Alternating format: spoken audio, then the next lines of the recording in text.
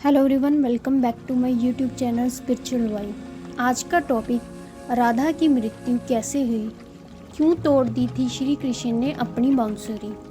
प्रेम की मिसाल जब भी देते हैं तब श्री कृष्ण राधा के प्रेम की मिसाल सबसे पहले देते हैं। कहते हैं कि जीवात्मा और परमात्मा का मिलन राधा श्री कृष्ण का प्रेम है। श्री कृष्ण बचपन से ही राधा को प्यार करते थे। दोनों के प्रेम की अनुभूति श्री कृष्ण को 8 साल की उम्र में ही हो गई थी। श्री कृष्ण और राधा का मिलन भले नहीं हुआ, लेकिन एक सूत्र में दोनों को हमेशा बांसुरी बांधे रखती थी। कृष्ण के हर चित्रण में बांसुरी जरूर होती है। राधा के प्रति श्री कृष्ण के प्रेम का प्रतीक बांसुरी ही है। कई अलग अलग विवरण राधा से जुड़े हुए हैं, लेकिन एक ऐसी ही प्रचलित कहानी हम आपको बताने जा रहे हैं। शास्त्रों में कहते हैं कि 2 ही चीज़ें सबसे ज़्यादा श्री कृष्ण को अपने जीवन में बहुत प्यारी थी।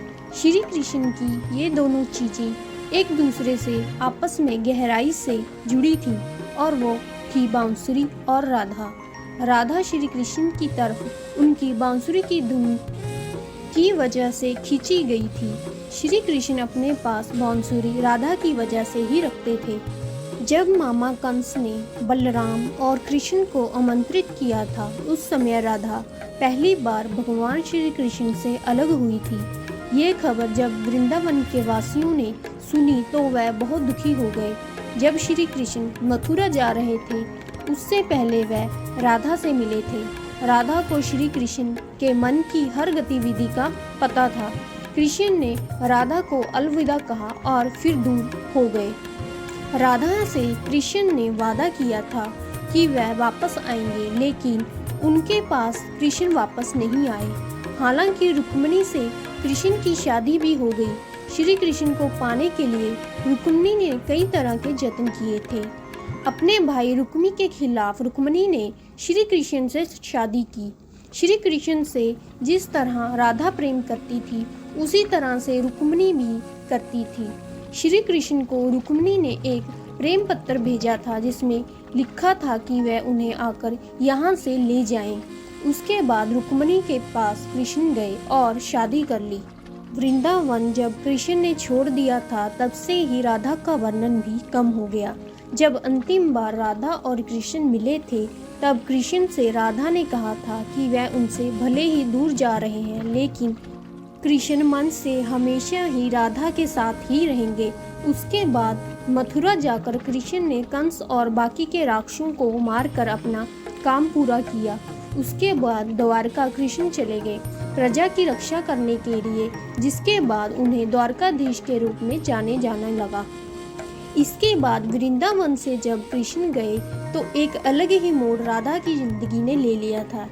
एक यादव से राधा की शादी हो गई। अपने दाम्पत्य जीवन की सारी रस्में राधा ने पूरी की और बूढ़ी भी हो गई, लेकिन कृष्ण के लिए उनका मन तब भी समर्पित था।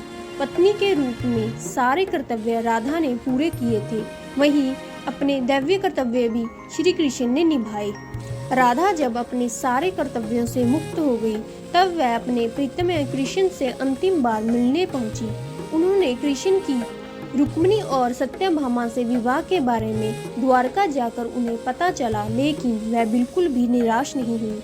राधा को जब कृष्ण ने देखा तो वह बहुत ही खुश हो गई। एक दूसरे से दोनों ने संकेतों के जरिए काफी देर तक बात की। कान्हा की नगरी द्वारका में राधा को कोई नहीं जानता था। कृष्ण ने महल में राधा की देविका के रूप में उनके अनुरोध पर नियुक्त किया। महल में एक दिन भर राधा रहकर सारे काम करती। जब राधा को मौका मिलता था, वह कृष्ण के दर्शन करती थी।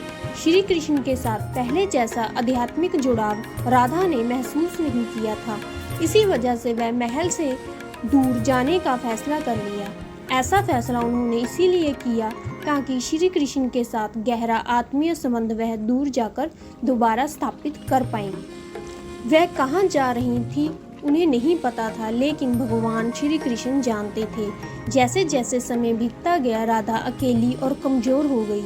उस समय भगवान श्री कृष्ण की आवश्यकता राधा को हुई। भगवान श्री कृष्ण अंतिम समय में उनके सामने आए। राधा से श्री कृष्ण ने कहा कि वह कुछ उनसे मांगे, लेकिन राधा ने उनसे इनकार कर दिया। फिर दोबारा राधा से कृष्ण ने अनुरोध किया तो उन्होंने कहा कि वह एक अंतिम बार उनके लिए बांसुरी बजा दें। बांसुरी लेकर श्री कृष्ण सुरीली धुन में बजाने लग गए। दिन रात तब तक बांसुरी श्री कृष्ण ने बजाई जब तक आध्यात्मिक रूप से राधा कृष्ण में विलीन नहीं हो गई। अपने शरीर को राधा ने बांसुरी की धुन सुनते सुनते त्याग कर दिया। भगवान कृष्ण जानते थे कि उनका प्रेम अमर है। इसके बाद भी राधा की मृत्यु को बर्दाश्त वह नहीं कर पाए। प्रेम के प्रतीकात्मक अंत के रूप में कृष्ण ने अपनी बांसुरी तोड़ दी और झाड़ियों में फेंक दी। श्री कृष्ण ने इसके बाद से जीवन भर कोई भी यंत्र या बांसुरी नहीं बजाई।